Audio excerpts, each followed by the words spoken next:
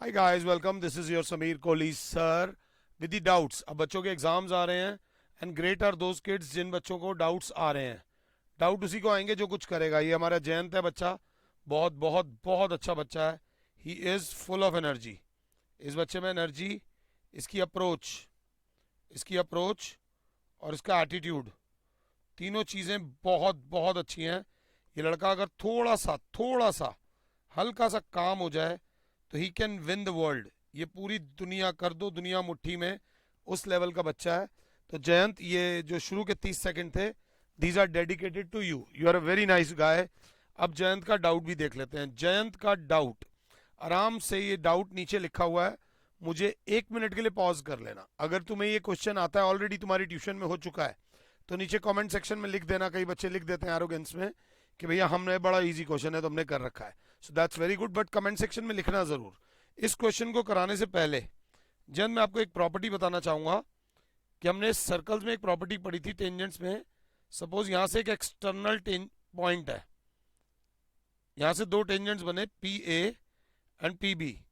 जयंत, यहां ये प्रॉपर्टी नहीं लगेगी, length of tangents from same external point are equal. नहीं, यहां दूसरी प्रॉपर्टी लगेगी।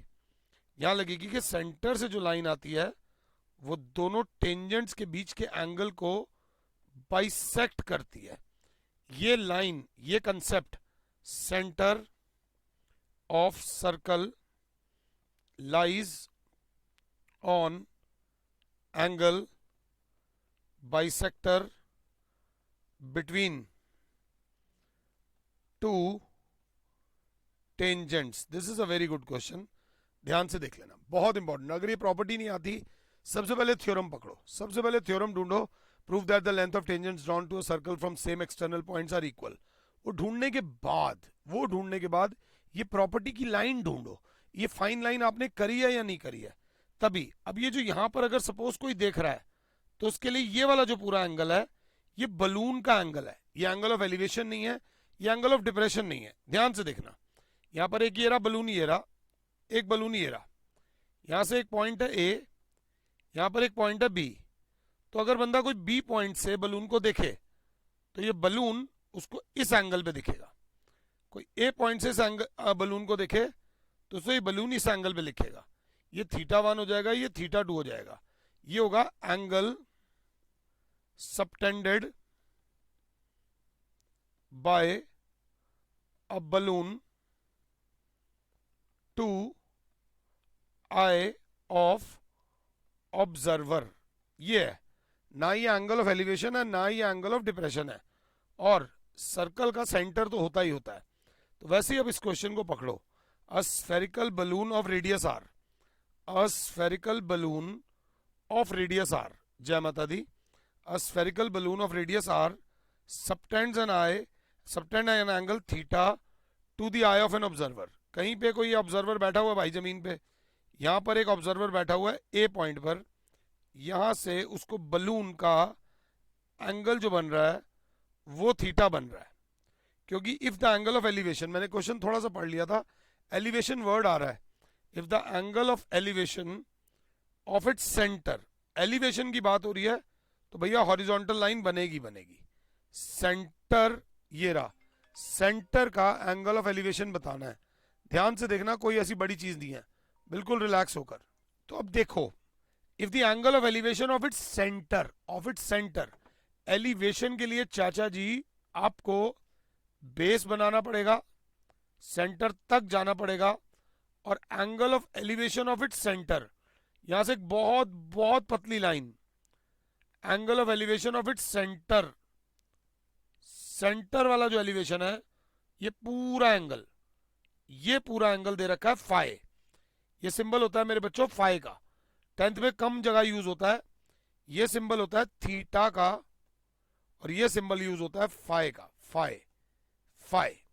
अब वो कह रहा है find the height of the centre of the balloon, find the height of the centre of the balloon. Centre of the balloon मतलब हमें निकालनी है ओ बी। क्या निकालनी है? O B. मेरे घर में बनी थी आज गोभी। तो एक बार क्वेश्चन को पढ़ लो, डायग्राम में दिक्कत आई है तो दोबारा से एक बार देख लो। ये वाला सेंटर का एंगल ऑफ एलिवेशन है और यहां से जब ऑब्जर्वर देख रहा है तो पूरा एंगल थीटा है। इसमें सबसे पहले एक चीज आएगी, ये ओ एम कंस्ट्रक्शन नहीं है, ये रेडियस है और ये 90 भी होगा, ये रेडियस भी है और ये 90 भी होगा। Radius of the circle is R, simple बात भाषा में, और सेंटर में जो एंगल बन रहा है वो थीटा है, और angle of elevation of its centre is phi. Find the height of the balloon, height of the centre मतलब ओ बी निकालना है। निकल जाएगा, फिगर समझ आनी चाहिए बस। सबसे पहले अगर फिगर समझ आ गई है तो सॉल्यूशन में एक पहली line, angle O A M is equals to half of, ये पहले समझना अगर समझ आ गया हो, half of angle M A N. ध्यान से देख लीजिए कि ये जो छोटा वाला एंगल 1 और ये 2, angle 1 is equals to angle 2 is equals to half of theta होगा। हाफ ऑफ थीटा क्यों होगा?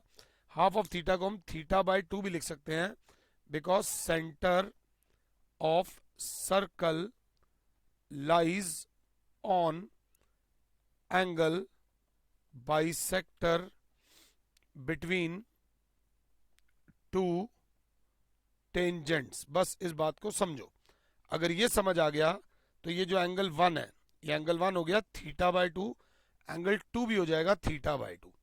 अब अगर देखना चाहते हो और समझना चाहते हो तो ये ट्राइंगल में हमें जो एंगल है वो थीटा बाय 2 है इन ट्राइंगल ओ ए एम। मैं बाहर नहीं जाना चाहता उतना जितना मैंने आपको पीला पीला करा है, हमें निकालना है ओ बी। मगर एक सिंपल लॉजिक, आराम से, इन ट्राइंगल ओ ए एम अगर आपको दिख रहा है, बच्चे ने कहा सर ओ ए एम में ये निकाल दो, ये कॉमन साइड है सर, ये ओ ए एम में भी है और ये ओ ए बी में भी है, दोनों ट्राइंगल्स में कॉमन साइड है। तो in triangle O A M, O A upon O M, अपने का एक ही रूल होता है, हमारा एक ही रूल है, जो निकालना है वो ऊपर, जो दे रखा है वो नीचे। तो O A upon O M, H hypotenuse upon perpendicular बराबर होता है कोसिकेंट, और इसमें जो एंगल है वो है थीटा बाय 2। तो O A upon r is equals to cosecant theta, theta by 2। तो ओ ए बराबर हो जाएगा आर कोसिकेंट थीटा अपॉन 2। ये हमारा ओ ए आ गया।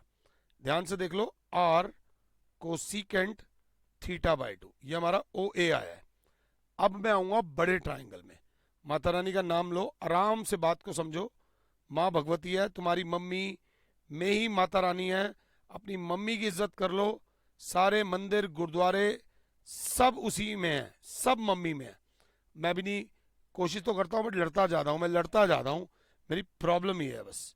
Now in triangle O A B, अब हमारे पास ओ ए है, हमारे पास ओ ए है, अगर आप साथ हो तो ओ ए है, तो अब हमें निकालना है ओ बी, ये निकालना है ओ बी अपॉन ओ ए।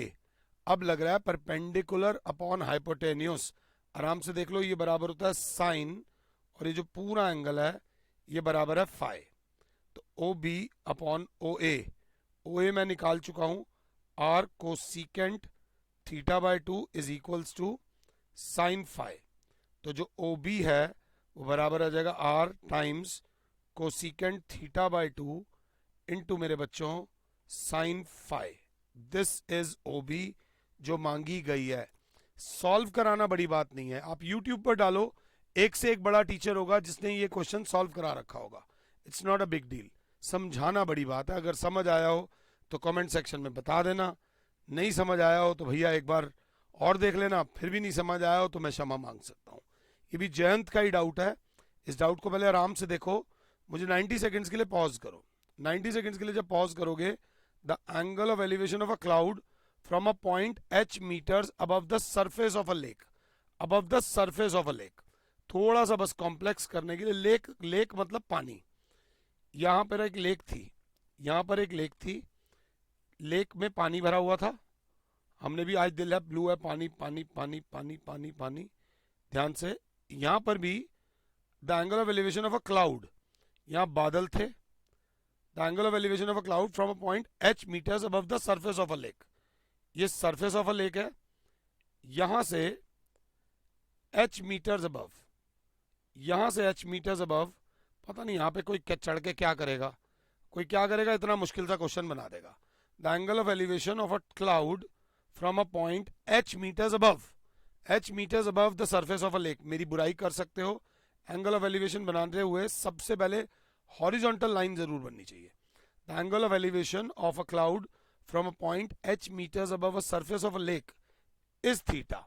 ये थीटा दे रखा है, is theta, and the angle of depression of its reflection, अगर बादल है तो बादल की रिफ्लेक्शन भी हो रही होगी, angle of depression of its reflection my dear friend, of its reflection, बात हो रही है रिफ्लेक्शन की, एग्जैक्टली सेम पॉइंट पर, उसी क्लाउड की जहां पर रिफ्लेक्शन पड़ रही है, वो angle of depression is phi, is phi.